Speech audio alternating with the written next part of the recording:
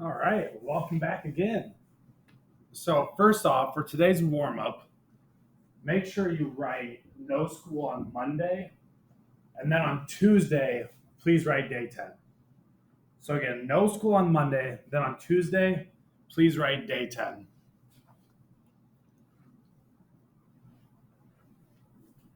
Now, go ahead, write down the equation for number one. Again, at any point in time that you need to pause the video to stay caught up, that's totally fine. Make sure you pause and work at your own pace. So we go ahead and write down the equation. Then we all know after we write down these equations, our first step is to draw a line through the equal sign. Now, if you notice this equation, I have these parentheses right here. It says 2, then x plus 4 in parentheses. Now, if you've never seen this before, that's totally okay because this is the first time all the students have seen this. Right here, this is called distributive property. And we solve this by doing distribution. So what distribution is I want to take the number on the outside, which in this case it's a 2, and I'm going to draw a little arrow to the x because that means multiply. Then I'm going to draw another arrow from the 2 to the 4. So again, this is called distribution, and those arrows mean multiply. So our first arrow from 2 to x, well, I know 2 times x is 2x. Then 2 goes to 4, and 2 times 4 is 8. Then I look at the sign in the middle. If you notice, I have a plus sign in the middle right here. So that means a plus sign is going to come down. And then my equal sign in 14. So now I can reread this equation. It says 2x plus 8 equals 14. Now go ahead, take a minute after you write this down and think to yourself, what is the next step? Pause the video and think to yourself, what is the next step? As you're looking at this, you should remember we want to keep the 2x by itself because we want to save the x for the end. So I have 2x plus 8 equals 14. Well, to keep the x by itself, I know I can get rid of plus 8 or positive 8. Then remember, we always do the inverse. So I know the inverse of positive 8 is minus 8. And if you remember before the long weekend, if I do minus 8 on one side, I'm going to do minus 8 on the other side. And then we simply just do what it says. So 14 minus 8 is 6. My equal sign comes down. We know 8 minus 8 is going to be 0, so that just leaves blank. And then there's nothing under the 2x. So my 2x just comes down. And now I have 2x equals 6. Go ahead, pause the video, see if you can finish the equation from here. All right, so it's 2x equals 6. Well, we know 2x means 2 times x, and we have to do the inverse. So the inverse of multiplying by 2 is dividing by 2. Then as we know, if I divide this side by 2, I have to divide the other side by 2. So 2 divided by 2 is 1x, so I can write that as just x, equals 6 divided by 2. And while 6 divided by 2 is 3, my answer is x is equal to 3. All right, go ahead and pause the video. Make sure you get all that written down step by step.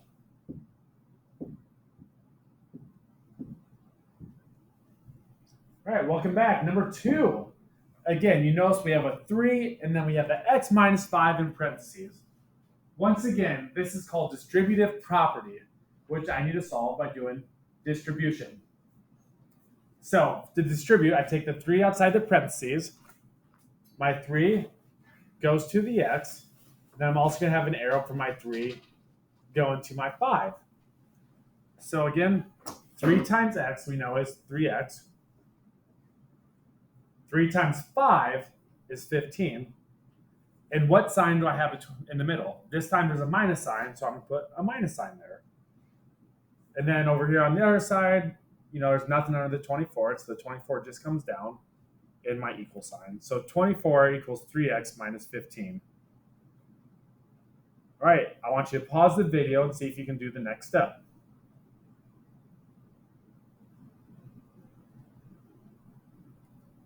Right, hopefully you saw that in order to keep the 3x by itself, we get rid of minus 15. And if you minus 15, the inverse is plus 15. So if I had 15 on this side, I have 15 on this side. Now again, we just do what it says. 24 plus 15 is 39. My equal sign stays on the line. And then 3x comes down. Negative 15 plus 15 we know is 0. So we have nothing there. So now we have 39 equals 3x. Then once again, pause the video, see if you can do the final step. All right, so we know to get rid of 3 times x, I want to divide by 3. And if I divide this side by 3, we know I need to do the other thing, or the same thing to the other side. So now I have 3 divided by 3x, which is equal to 1x, or just x. And then 39 divided by 3 is 13. So my answer is 13 equals x. All right, make sure you pause the video and get everything written down step by step. And then zoom the video when you're ready for the bell ringer.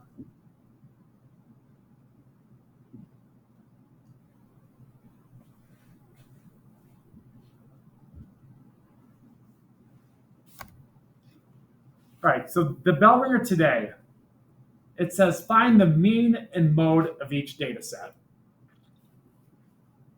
Well, in order to find the mean of the data set, we have got to know what the mean is. So the mean is what's considered the average. So for example, if you're in a competition and let's say it's bowling, and whoever has the highest average score of bowling is going to win the competition, well, what they're going to do is they're going to take all your scores and then find the average to determine the winner. And that's where they would use the mean, to find the average of all the numbers. So how you find the mean is you simply add all the numbers and divide by how many numbers you have. So I want you to pause the video and go ahead and write this note down, either on your notebook or on the back of your bell ringer. All right, now that you have that written down, let's go ahead and solve it. So the first step is add all the numbers. Let's look. I have 2 plus 2, which is 4, plus 6, which is 10, plus another 10 is 20. So I add all these up, and I get a total of 20. And then it said divide by how many numbers you have. Let's count. I have 1, 2, 3, 4 numbers. So I want to take 20 divided by 4, and my mean is 5. And that is the average of those numbers is 5. All right, go ahead, pause the video, see if you can find the mean for number 2. All right, so I have my numbers. Let's go from biggest to smallest time. 6 plus 5 is 11, plus 2 is 13, 14, 15. And because they're all negative, I know I'm going to have negative 15. Then step 2 is I divide by how many numbers you have. So 1, 2, 3, 4, 5 numbers. So negative 15 divided by 5 is negative 3. So my average for that set is negative 3. So again, pause the video. Make sure you have all that written down.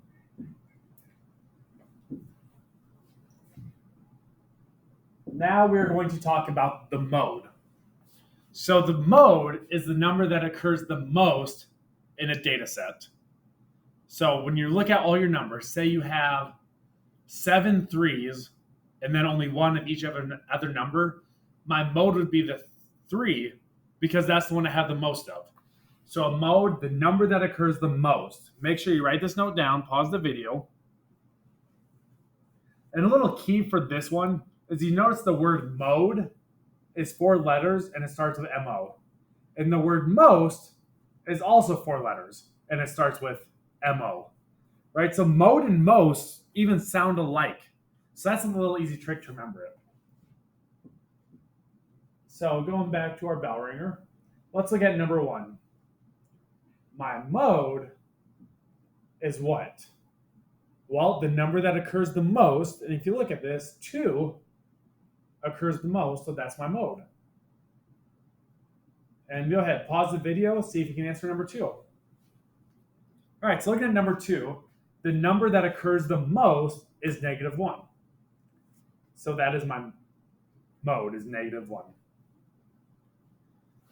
All right, number 3, write 33 in 500ths. So in order to write this, we really need to work on our place values, or just know our place values. So I'm going to make a little chart right here. This is my decimal point. We know on this side is my ones, right? So if I have like $1, that's where 1 would go. Then over here, after the decimal, I have tenths, hundredths,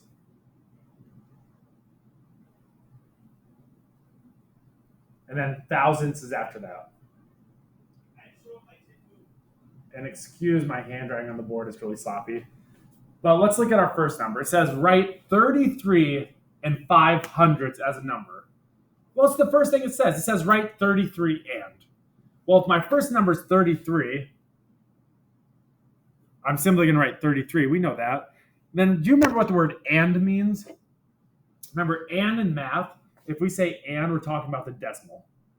So 33 and. Now, how would I write 500ths? Well, if I know my place values, so I'm going to change colors quick.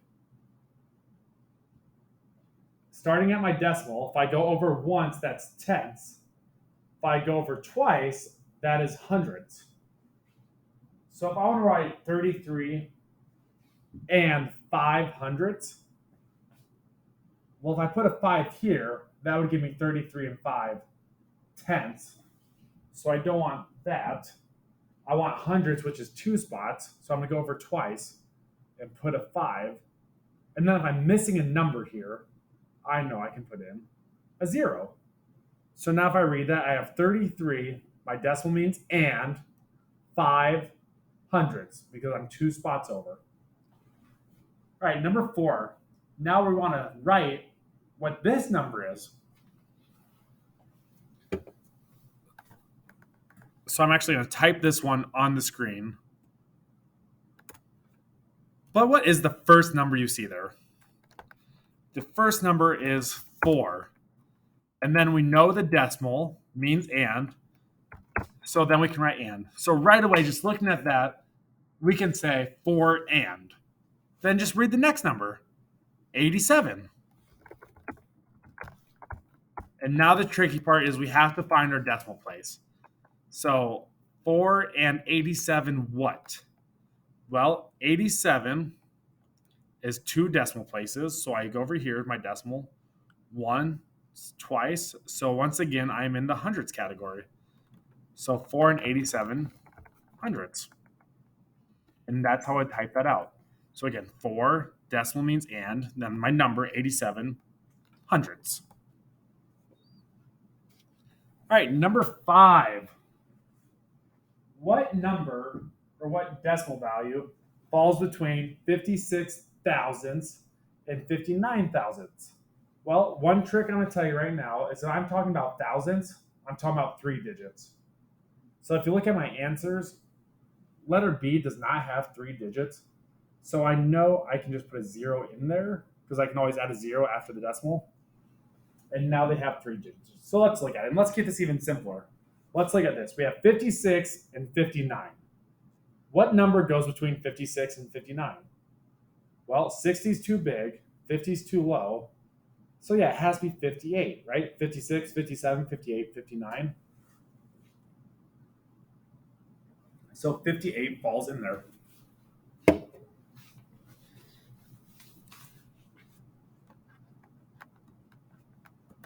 All right, now go ahead, pause the video, make sure you have all that down, and then we need to go to lesson 4.1.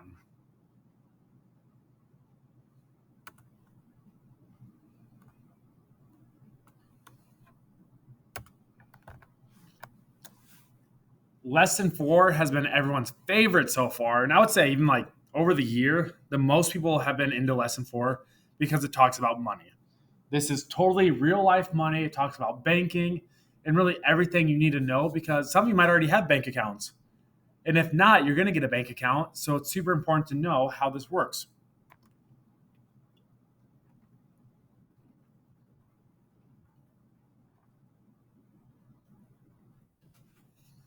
So the first part of this, our little warm up, so we're talking about Priya. And Priya's buying concert tickets for her and her friends with the money she earns at her part-time job. So this month, Priya, she earned $135. She might only be working a couple nights a week. She might work at Fairway. $135 a month for a 14-year-old, that's pretty good money. That's no spending money. I mean, yeah, you can buy video games, go to concerts, whatever you want to do. But the question is, can she buy three $50 tickets?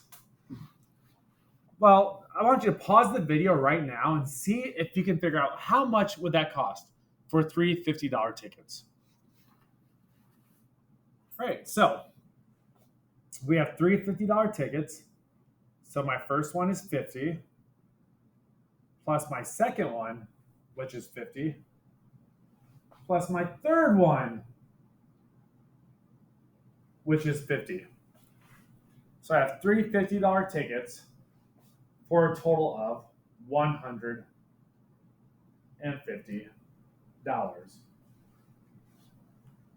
Now, can she buy that?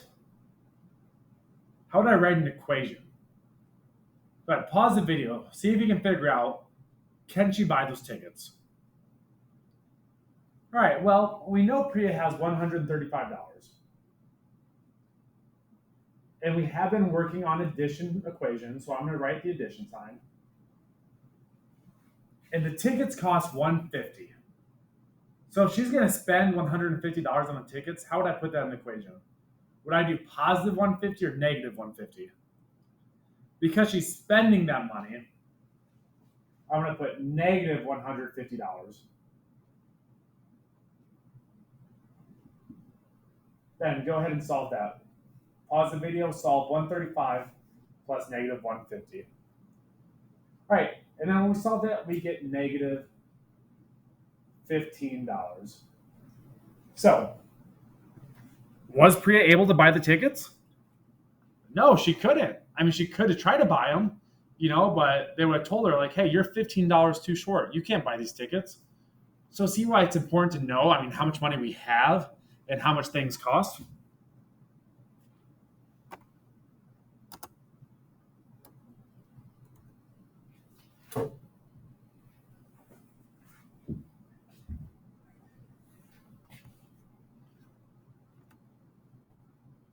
All right, so Priya really wants to go, right? But she doesn't have enough money. So sometimes when we can borrow money from a bank to buy things we can't afford at the time. Okay, is the bank going to give you a $15 loan to buy concert tickets? No. But what would the bank give you a loan for? Does anyone know what the four main things that loans are given out for? They're houses, car loans.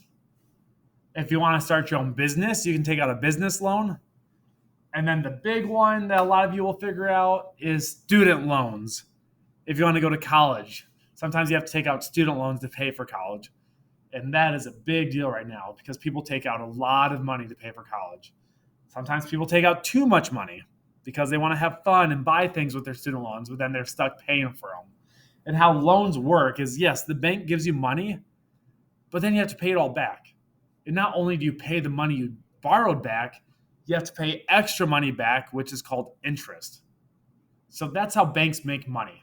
Banks don't necessarily make money just because that's where you keep your money. Banks make money because they give out loans, and then when you pay your loan back, you pay extra money back to the bank.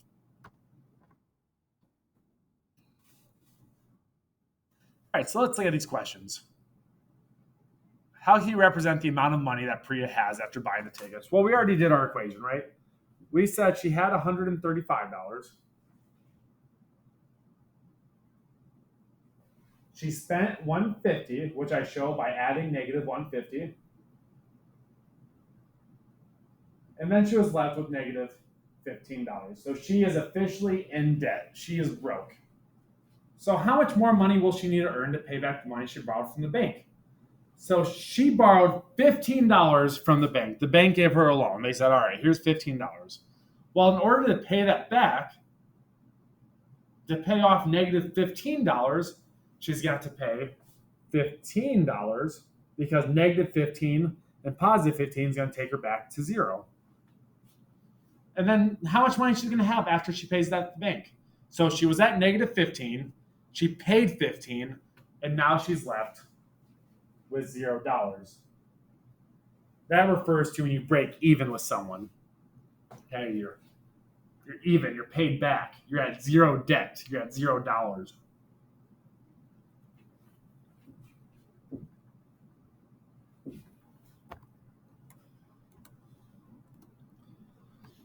All right, so we have two key words we're going to teach now.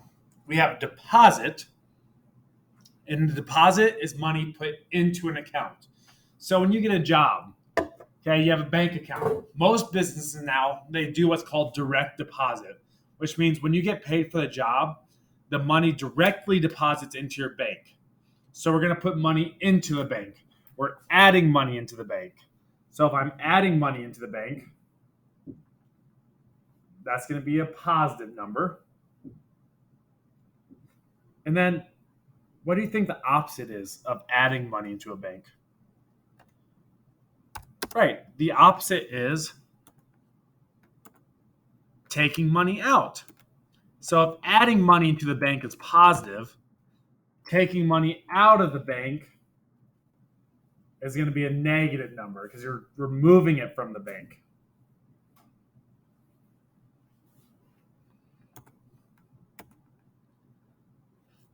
All right, so we're going to write equations, and let's just practice using our number lines, okay, getting used to working with positive and negative numbers.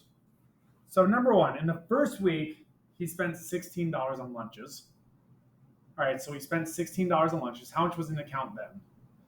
Well, let's look. We don't know how much he started with, okay, but we know he spent $16.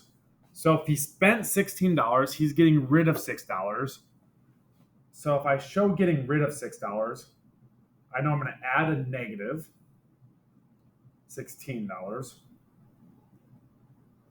Okay, how much money is he left with? Well, we know with the number line, my top arrow points to my answer. So if I look at my top arrow, it's pointing to 8.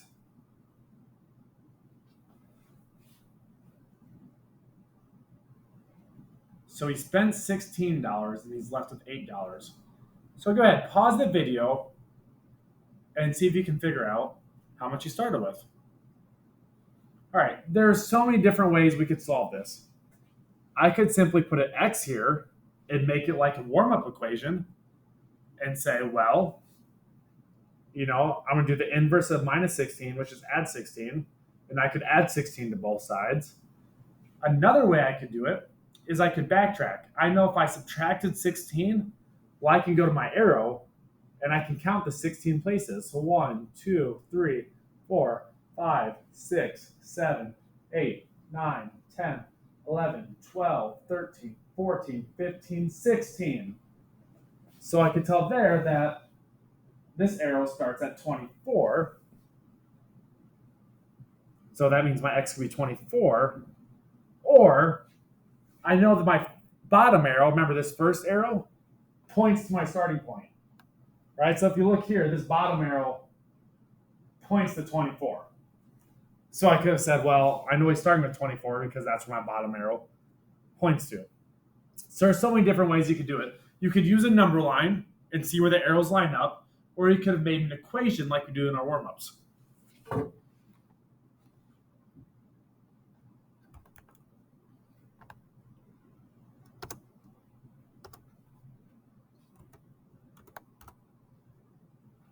All right, number 2. Then he deposited some money and his account balance was 28. How much did he deposit? All right, well, we know his account balance was 28. And the word problem says he finishes with 28. I can also look here and see that the second arrow, the top arrow points to 28, so that's my answer. All right, do you remember how much he started with? And if not, look at your first arrow. My first arrow points to 8. So he's starting with 8. And then what is he adding to get to 28? So go ahead, pause the video, see if you can solve that. All right, and the answer is $20. He started with $8. And again, to get to 28, I could have counted this. Well, how many times did my top arrow go over? 1, 2, 3, 4, 5, 6, 7, 8, 9, 10, 11, 12, 13, 14, 15, 16, 17, 18, 19, 20. It went over 20 times. So I added 20 to it. And 8 plus 20 is 28. Another way we could have did this was $8 plus X equals 28. Then I know to get rid of 8, I could have subtracted 8 to both sides. And then 28 minus 8 would have also gave me $20. So there's so many different ways we could solve these.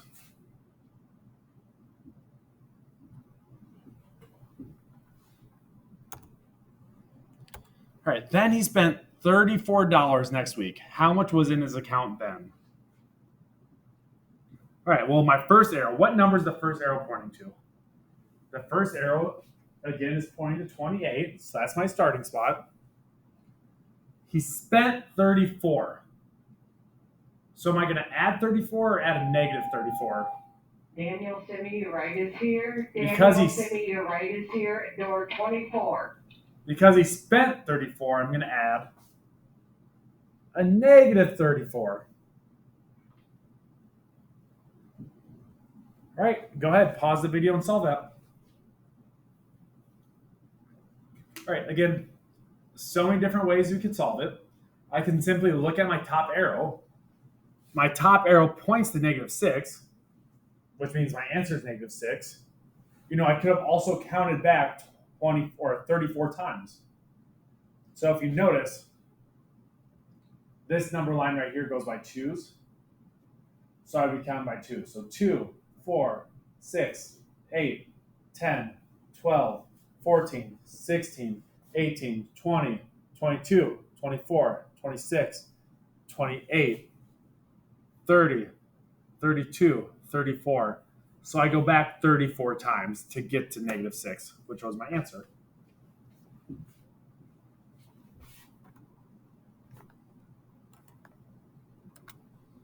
All right, then he deposited enough money to pay off his debt. How much did he deposit? Well, how much money did he start with? All right, my first arrow points to -6, so he started with -6. We don't know how much he deposited. And then how much did he finish with? Well, he paid off his debt, so we know that if you pay off your debt, you're at 0. But again, look at your top arrow. My top arrow points to 0. So now I have the question, -6 plus what is 0? All right, go ahead, pause it and see if you can solve it. All right, so I'm at -6. How do I get to 0? Well, I'm going to solve this one this way. That's 1, 2, 3, 4, 5, 6. -6 plus 6 is 0. And you notice these are opposites, right? +6 and -6. And opposites are always going to equal 0.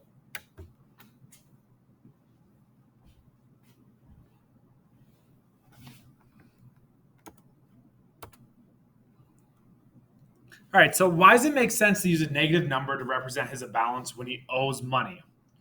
So what do you think? So remember, if you owe someone money, that means you're in debt.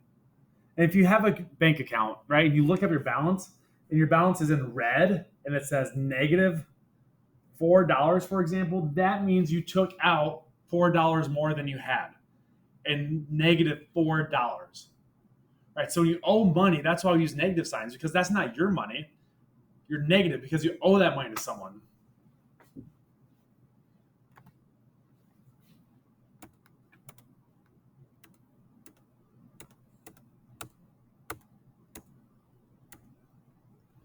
Right, now this is what's called a bank statement. Now go ahead. I just want you to pause the video, and spend about 5 minutes finding as many things you can about this, and take little notes on there about what you notice, and then I'm going to go through and describe everything to you. So again, pause the video, take some time to write down as many things you notice about this. All right, so again, this is called someone's checking statement. Now, back in the day, even when I was a kid, there was no debit cards or credit cards. You had checking accounts. And people that had checking accounts had to keep track on their own of every transaction they had. There was no smartphones. There was no checking your bank online. Okay, none of that existed. So all this stuff right here, this represents every single purchase they did or every amount of money they got. And now all that's available online. If you have a bank account, you can pull up your phone. You can see all this there. But before then, everyone had to do this by hand. So this is a checking statement, though. This is what someone got in the mail that told them about their account. This is the person's address, Andre Person, from any town, wherever. Here's the bank. It's called Responsible Bank. Okay, obviously that's not real, but that's, it came in the mail, right? And this is what it looks like. So let's talk about it. So the date. So this is the day of the transaction. The description. So what they buy or what they do. And then a withdrawal. So do you remember what withdrawal means? So withdrawals, we're taking money out. We're spending money. So I'm losing money. So I'm going to add a negative number or I'm subtracting money. Deposit is I'm putting money into my account. So I'm adding money in. All right, so let's look. So my statement started on October 3rd. My previous balance or my starting balance is I have $37.87. On October 5th, I wrote a check to someone. So let's say I wanted a new pair of sandals because I think summer's going to be awesome. So I wrote a check at the store for $28.50. Well, because this is a withdrawal, that means I'm losing that money. So I'm taking my balance, $39.87, minus $28.50, and my current balance is now $11.37. But it's all okay because I helped my uncle mow his yard, or let's say yes, this winter. I helped my uncle scoop his driveway. I was over there, I was shoveling for hours. He had the longest driveway in the world, and he gave me $45 in cash. So I went to the ATM with my cash, and I deposited it in my account. So no, deposit means add. So I added $45, and now I have $56.37. Now over here it says a wire transfer. So back in the day, what a wire transfer was, and this still exists, is you could go to a store like a Hy-Vee or a gas station. They have these signs that say like Western Union, and you can pay them money, and then they digitally send the money over to that person's account. But now we don't really do wire transfers because we have Venmo, Cash App, PayPal. That's what those are. Those all are. See, before we had smartphones and all this technology, you would have to go to a store to do it. But now we can just do it from the click of a button. So wire transfer. So let's say we went out to eat and we bought tons of food. And I told my friend, it's okay. I'll just Venmo you the money. So I Venmo them $37.91. Because I took that money out and I sent it, I'm losing it. So it's subtraction. And now I'm with $18.46. All right. I wasn't really thinking. I'm like, I'm hungry. That's a lot of pizzas. But then I forgot I don't have groceries for the week. So I went to the grocery store and I spent $16 on groceries. And oh my gosh, because that's a withdrawal, I'm losing the money. I am now at $2. But, it's only October 17th. I made it halfway through the month and I have $2. That is not good. But luckily, I have a savings account. That's where I store my emergency money, just in case. So I am going to transfer $50 from my savings. And because I'm depositing that in my account, I'm adding the $50. So now I have $52.03. So, I'm feeling pretty good about myself. I made it halfway through the month. I took out of my emergency fund, but I got some money in there. But oh my gosh, everyone, I made it 3 days. On October 28th, 2K came out. And it was on sale. And I just had to get the video game. All right, I can't live without it. So I wrote a check for $42 to get 2K. And that's a withdrawal, so it's subtracting. And now I'm at $10 again. But you know what? It's October 28th. I only have to make it 3 more days. I can do that, right? $10 can last me 3 days. I'll get paid next month. Not a big deal. But oh my gosh, I forgot. At the end of every month, my phone bill is due. And my phone bill is $72. And because this is a withdrawal, I'm losing that money. So I had to pay $72. So my balance was $10.03. I just paid my $72 phone bill, and now I'm left with negative $62. So that is how a checking statement works. It shows all your transactions. If it's a withdrawal, it shows that money being taken out. If it's a deposit, it shows that money being put into your account. So that is how you read it.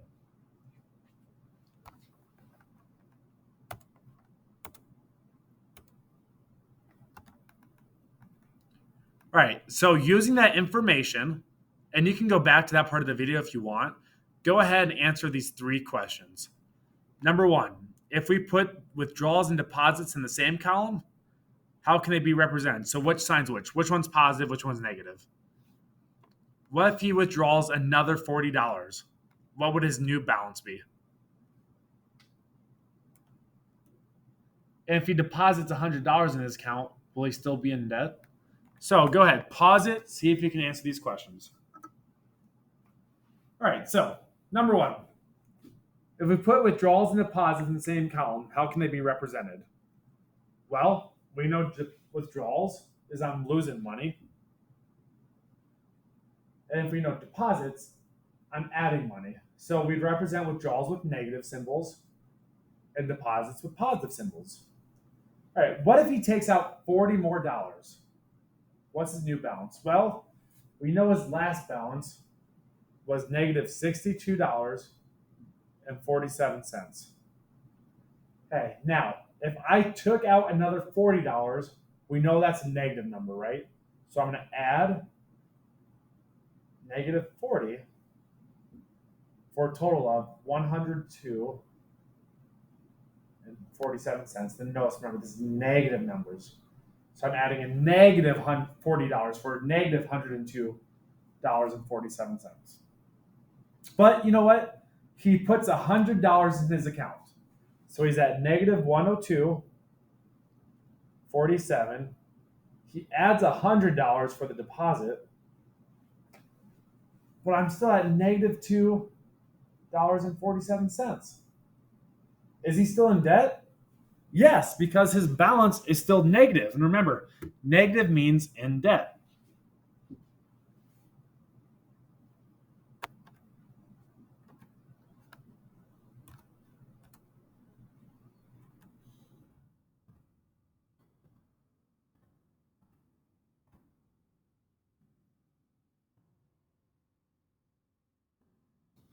All right. At this point, go ahead, get out your lesson 4 practice problems, and then I will show you which ones you need to do for those.